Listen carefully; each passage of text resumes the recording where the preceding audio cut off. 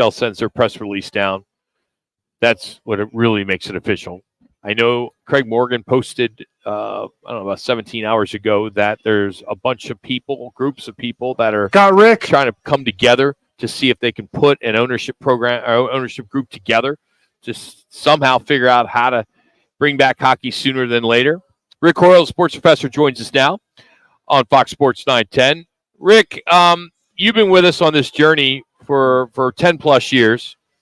You know this industry better than anybody. You are the sports guru, which we should play this song for you, but we won't right now because we have a rap song we want to play for him, which is pretty awesome.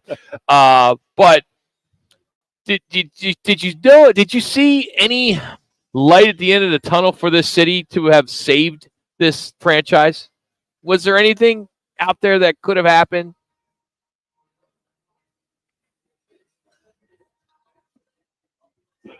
Yeah. Sale. Tell me how you perceive the sale. Is it one of those things where there is absolutely no hope to get a franchise, or do you perceive this as now you got a certain period of time where people really come together, they'll be guaranteed or promised or some kind of a guarantee to have this asset leave for Salt Lake, but have the team and a expansion franchise come back eventually. What is your your history? Which one do you see happening more? Do you see a community coming together and like a Minneapolis getting a team after they lost the Stars?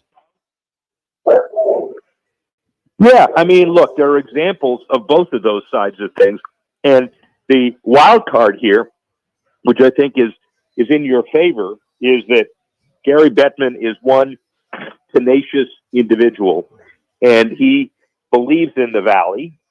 He believed in Atlanta, right? And so, you got two. If you lose two, then it's kind of hard to continue that. But I don't think he's giving up by any means. I will tell you, I think it's difficult right now. But look, the Chicago legislature, Illinois legislature, turned back the clock literally, so they can get their deal done on the eve of relocation of the White Sox to St. Pete. Now, kind of Reinsdorf is having the threats again. I see both scenarios playing out, and I do see it in the ballpark of are they going to be a St. Louis that complains and doesn't get anything done? Are you going to be a Minnesota that got its franchise back? Are you going to be a Baltimore that got its franchise back? I think a lot of it has to do with how quickly people coalesce and take it seriously. That one thing that's pretty evident is 5 years goes by, more years go by, and momentum leaves, and it doesn't happen. Seattle is kind of a good example. When they lost the Sonics, there was a whole bunch of scurrying around. Nothing happened. Oklahoma City, because Durant was on that team, comes close to winning the championship that used to be kind of Seattle's assets. But does that inspire them to get a deal done? No. What happens is the Kraken drives that arena. And Seattle may get an NBA team, but it's a lot more difficult today than it was before. Do you feel, Rick, that if a new group comes in, whether it's Alex Murillo or whomever, that they're going to have a new arena, or could they look at maybe going back to Glendale and leasing that out for a period of time just to have solid ownership? And then once that deal's set, build the arena at that next time. Do you think it's going to be a demand, or they'll give them a little grace to find a spot to lease in the meantime? Well, I don't know what case works in Arizona as far as the NHL is concerned. I don't know if most owners believe that because everybody comes from an NHL city down there, that it's becoming an obvious hotbed for hockey, assuming an arena. Or is it that people are trying to get away from the ice? More ice people don't like it. That's what happened down here in Miami. A lot of, divergent views. We now have a team in Tampa that's been incredibly successful, and we have another team that's playing like it's going to be incredibly successful, and it's become a successful Sun Belt strategy for Gary Bettman. I would say that, the only kind of glaring failures of the Sun Belt strategy now, in retrospect, are Atlanta and Phoenix. So to answer your question, I do think there are, some interim possibilities with fresh faces and starting over. But I don't believe that the NHL is going to say, well, play in an old arena that nobody likes, and then we'll figure out how to get a new arena eventually once you're here. I think they've seen that act before. Hey, Rick, take me then to Salt Lake City. People are bagging on the city and the town, but they do have a very wealthy guy in Ryan Smith. He bought the Jazz. He's had success with Utah already. He's already looking at building a brand new arena in downtown Salt Lake City. So how, with acquiring the Coyotes, how is this all going to work in Salt Lake? Well, I think it's going to work really well. And anybody that's going to back Salt Lake City doesn't understand the economics of modern day franchise development. It'll be a cohesive management structure. It'll be either Delta Center for a while or a new arena, but it'll be the combined marketing force of the Jazz that's been incredible since their relocation from New Orleans, and a hockey franchise in a city that's been really good with the Western Hockey League for a number of years. And most important that people don't quite understand is that, the NHL and other major leagues don't have enough franchises in the Mountain Time Zone. From a Canadian perspective, Calgary, Edmonton, right? Winnipeg's kind of up there. Then you head to Denver, and then you headed to you. And so this is not a bad relocation from a geographical perspective as well. Rick Horrow, sports professor, joining us here at Fox Sports 910. Rick, when you look at this from afar, Gary Bettman, you've mentioned to us multiple times, and he has come out and said, hey, he knows hockey can work here. Could there have been a scenario where the NHL could have stepped in and bought this team and then resold it right away and kept it here, knowing that an arena could have happened? Go to Glendale, go wherever, and knowing an arena could have happened. That's a hell of an assumption. I mean, if anybody knew an arena would have happened, then you'd have had a lot more people, buying before the NHL needed to step in. But coulda, woulda, shoulda. I could have made a 12-foot putt if I knew how to putt. It's one of those things where you can't base things on anything other than business certainty. Gary Bettman is driving an incredible growth rate with his owners, and I don't think he can afford, nor should he have been asked to afford trust me on this, and maybe it doesn't work, but I get a mulligan. You don't get mulligans in that business a lot. And your city has had a couple of mulligans because Gary Bettman is really strong on hockey in the Valley. And frankly, if I haven't read it, but I assume people are not going to blame Gary Bettman for this. If they do, tell me who it is, and I'll take him on personally.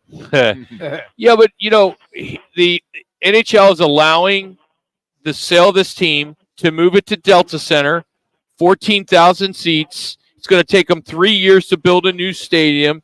How is that any different than if someone came here and did it?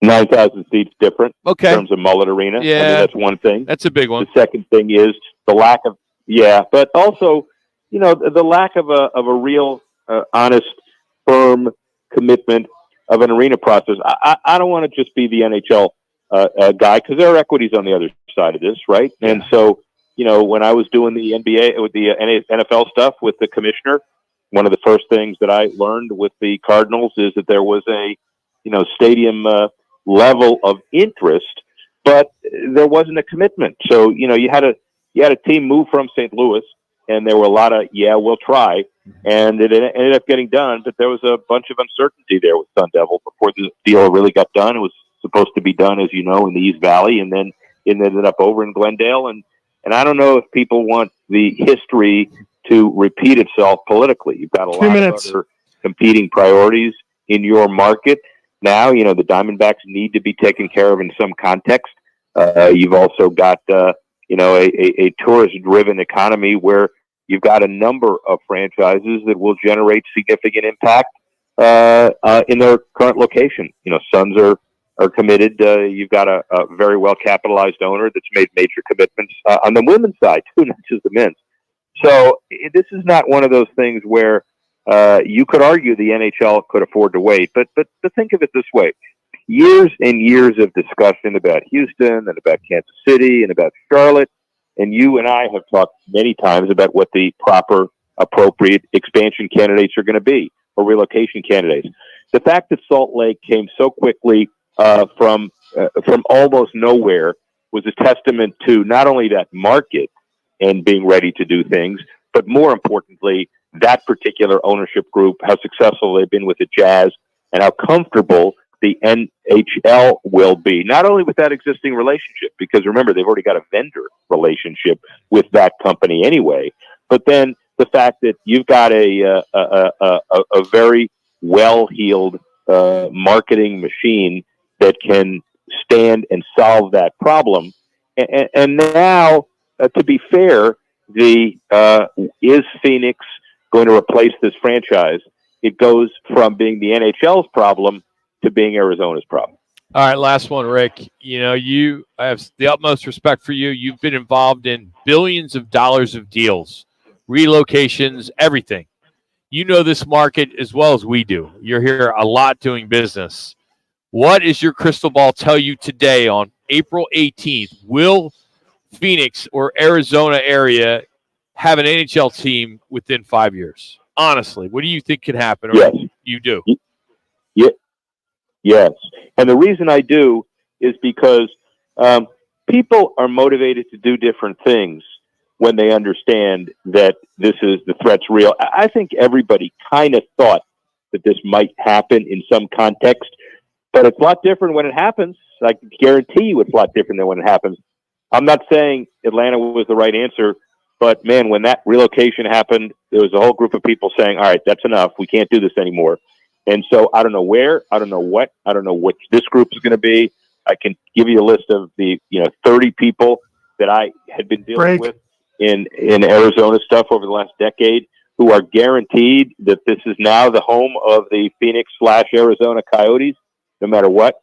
I do think there's going to be a substantial hockey presence. It may be that Austin Matthews and the Kachucks will be actively involved after the season is over and trying to galvanize an ownership group. It could be the minor league team stays in Tucson unless I got some new news about them going to, Mullet Arena for a little while.